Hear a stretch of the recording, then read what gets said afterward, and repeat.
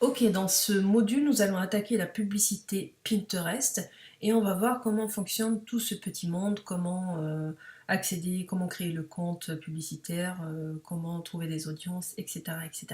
Donc nous allons commencer par aller sur Google et faire une recherche en appelant ça Pinterest Ads. Donc on arrive sur un premier résultat, c'est https://ads.pinterest.com. Donc on va dessus. Et là, donc, il nous souhaite la bienvenue dans le gestionnaire d'annonces Pinterest et il nous demande de définir notre position géographique. À savoir qu'actuellement, on ne peut pas faire de la publicité en France. Ça va venir, j'ai vu un article que ça va venir courant l'année 2018, donc on a maximum 6 mois pour que ça vienne en France. Mais actuellement, on ne peut pas faire la publicité en France. Par contre, tu peux, si tu as du magasin ou des sites internet qui sont aux US, par exemple, tu peux faire de la publicité aux US. Et par contre, pour les pays francophones, il y a le Canada.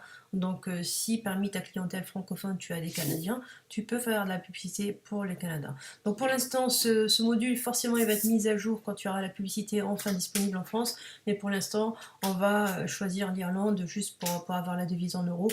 Mais voilà, la publicité Pinterest en France va bientôt arriver, courant 2018.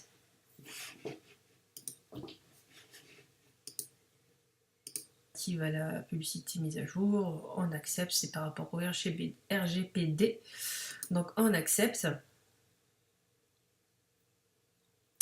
Donc là, pareil, il y a un petit tutoriel, mais c'est en anglais, donc on va faire next. Donc c'est pour, voilà, bienvenue à Pinterest publicité, création de trafic, créer votre trafic et de l'engagement sur vos campagnes pour atteindre des audiences. Ok, next. Donc là, il te dit que tu peux mesurer la performance et comparer les campagnes. Ok. Et là, tu peux optimiser les campagnes rapidement par rapport à ton budget, ton targeting, etc.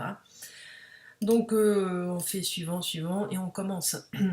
Donc me voilà dans mon business manager, on va appeler ça comme ça.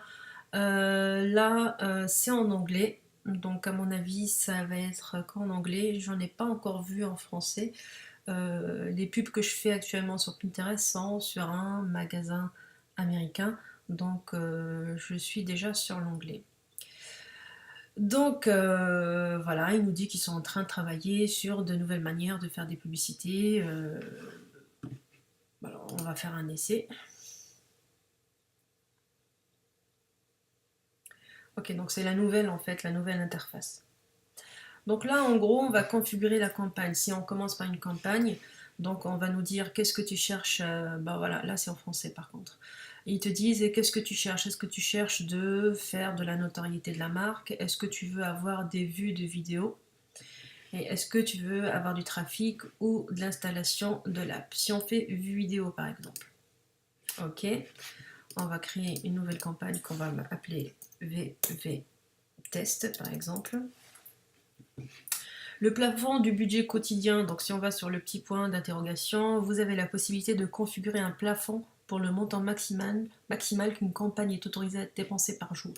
On va partir par exemple sur 10 euros. Là, si je lui dis que mon plafond c'est 100 euros, donc logiquement ça va être 10 jours, parce que 10 euros x 10 jours, on est à 100 euros. Donc on va sur le petit point d'interrogation. Vous avez la possibilité de configurer un plafond pour le montant maximal qu'une campagne est autorisée à dépenser au total. Donc là, on va dire par exemple 70. On va tester sur 7 jours. Emplacement de la campagne. Est-ce qu'il emplace tout, donc tous les emplacements de Pinterest, ou sur parcourir ou rechercher? Si on va sur le point d'interrogation de parcourir, vos épingles sponsorisées s'afficheront lorsque les membres parcourent les pages, notamment la page d'accueil et les épingles similaires. Donc là, c'est assez clair. Et sur la recherche, vos épingles sponsorisées s'affichent dans les résultats de recherche. Donc là, pour ne pas se mettre une balle dans le pied, parce qu'on ne sait pas comment fonctionnent vraiment ces sections-là, on va laisser surtout ce qui est recommandé. Et là, on va sur créer une campagne. On peut faire la même chose avec le trafic. Si tu veux envoyer du trafic directement vers ton site, on va sur le trafic. Mais moi, j'ai envie de voir là d'abord, qu'est-ce que les vues vidéo. La notoriété de la marque, pour nous, je pense pas que ce soit pertinent. Après, tu as des grandes marques, bah, par exemple Sephora, ou des grandes marques avec un gros branding. On peut parler sur la notoriété parce qu'ils peuvent allouer un budget notoriété tout en faisant des ventes à côté. Mais ça peut se tenter. Donc on crée la campagne et on continue. Donc là, on arrive dans le headset, c'est le groupe d'annonces. C'est exactement comme sur Facebook. On a une campagne, un groupe d'annonces, donc c'est le headset. Ou sur Google, pareil, c'est des groupes d'annonces. Et après, on arrive sur l'annonce, c'est la publicité. Donc le nom du groupe d'annonces, eh ben, je vais dire pareil, vue vidéo test. Ensuite, on peut ici, par contre, scheduler, c'est-à-dire mettre un calendrier. Donc, soit on fait en continu en partant d'aujourd'hui, soit on choisit des dates. Donc, généralement, moi, je commence, même sur Facebook, je commence toujours les publicités le lendemain. Donc là, je sais pas à quelle heure il est midi. Je peux dire, je veux que mes pubs, elles commencent demain matin à 6h. Et on peut commencer immédiatement, c'est pas de souci. Donc on va là-dessus. Le budget quotidien, donc on va dire bah, toujours 10 euros. Donc là, c'est là où ça va être sympa parce qu'on va créer notre audience. Donc créer l'audience que tu veux targeter. Donc là, on va sur créer l'audience.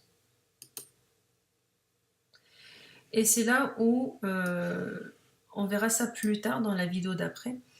En fait, l'audience, c'est un petit peu comme les audiences personnalisées sur Facebook. C'est-à-dire que tu peux montrer ta pub à un lookalike ou des personnes qui sont déjà venues par rapport au pixel. Donc là, en fait, c'est tous les visiteurs qui ont visité ton site ou une liste des visiteurs que tu as ajouté sur ton site, un fichier client par exemple, ou l'engagement d'une audience sur un certain pin, etc. Donc là, ça viendra plus tard quand on commence la publicité parce qu'on va utiliser le pixel qui va nous générer ces audiences-là. Pour l'instant, on va simplement ajouter des intérêts. Donc les intérêts, c'est moins évident que sur Facebook, il n'y en a pas beaucoup, mais ça vaut le coup quand même. Par exemple, si je vais essayer web marketing, on va voir ce que ça donne. Il n'y a rien. Si j'essaye cuisine, alors c'est en anglais, bien évidemment. Si on met cooking, donc là, si on met cooking, on a photographie cooking. Ce qu'on va faire, c'est on va aller voir carrément les catégories qui sont. C'est un peu comme Snapchat, il faut vraiment scruter pour trouver des intérêts. Donc si on regarde éducation,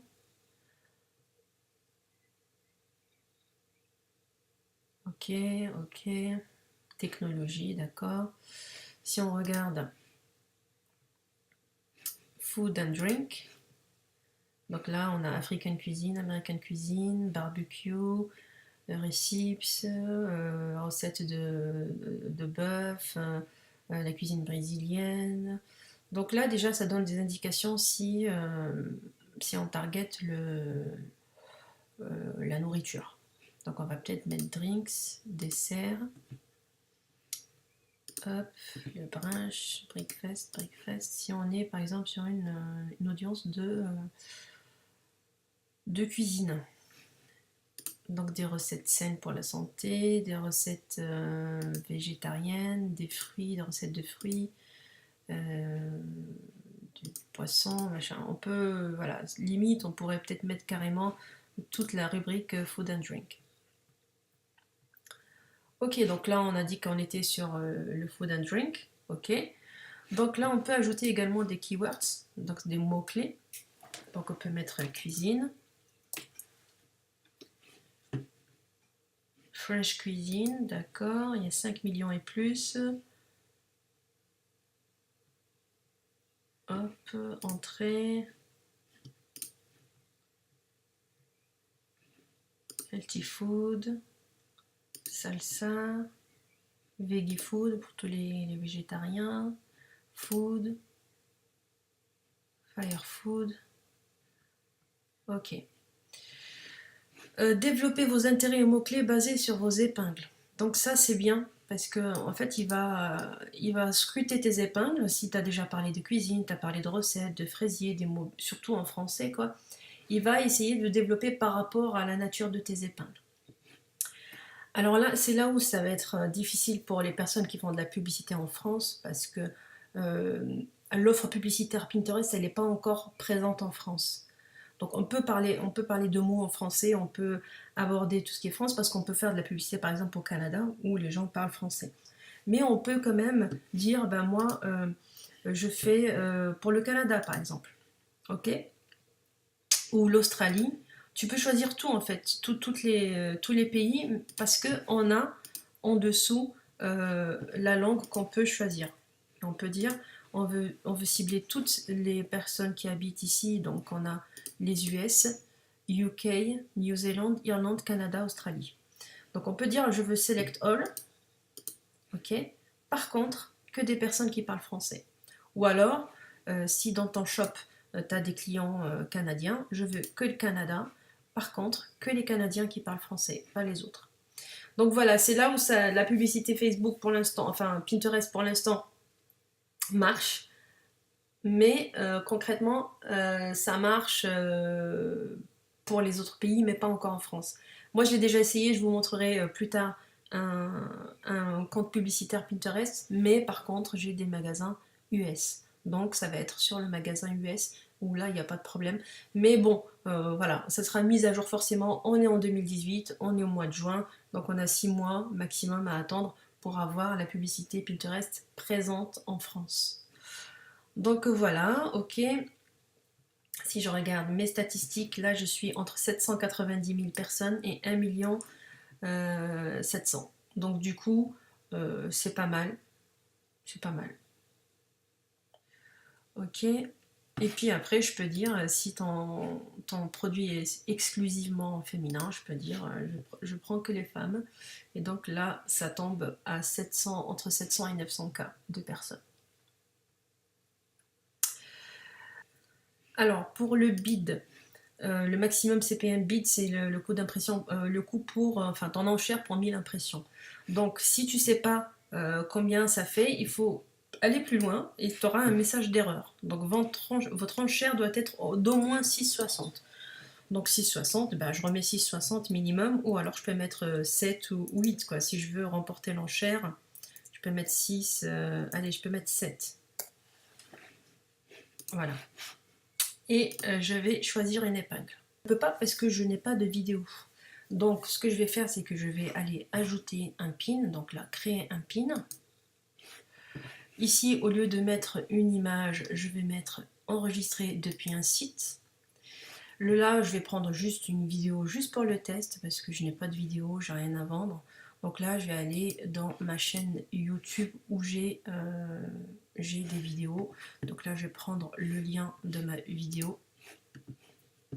Hop, copier. Et je vais venir le mettre ici. Je fais terminer.